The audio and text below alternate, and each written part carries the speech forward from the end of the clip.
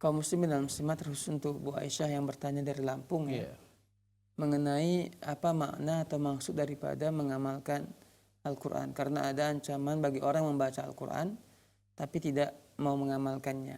Tentunya Al-Quran yang kita percayai merupakan wahyu dari Allah Subhanahu wa Ta'ala, dan kewajiban kita ialah membaca Al-Quran. Membaca Al-Quran bukanlah sesuatu perintah yang sepele. Banyak dari ayat Allah Subhanahu wa Ta'ala yang perintahkan kepada kita untuk membaca Al-Quran. Artinya memang Al-Quran itu harus dibaca. Bahkan Allah Subhanahu wa Ta'ala menyebutkan keluhan Nabi Muhammad dalam Al-Quran dalam surah Al-Furqan, wa qala ar-rasulu ya rabbi inna qaumi takhadul qur'ana mahjura. Ya Allah, sesungguhnya kaumku menjadikan Al-Quran sebagai barang yang ditinggalkan, sesuatu yang ditinggalkan. Para ulama menafsirkan makna yang ditinggalkan ialah mereka tidak mau membacanya, tak mau mengamalkannya, tak mau mentadaburinya. Ini makna daripada meninggalkan Al-Quran. Maka oleh sebab itu dosa hukumnya bagi seorang muslim yang tidak membaca Al-Quran. Kemudian ya, membaca Al-Quran bukan hanya sekedar membaca.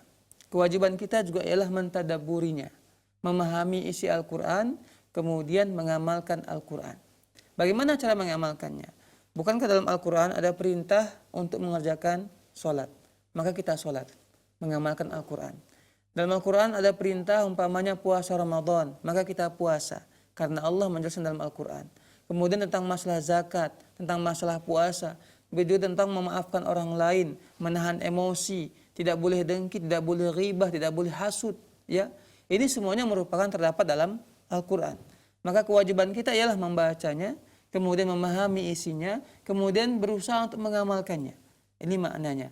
Nah, adapun orang yang hanya sekedar membaca saja tanpa pengamalannya, apalagi kalau seandainya dia berakhlak buruk, meskipun dia seorang qari, bacaannya bagus, ya, dia suaranya bagus, tapi akhlaknya, tingkah lakunya tak sesuai dengan Al-Quran.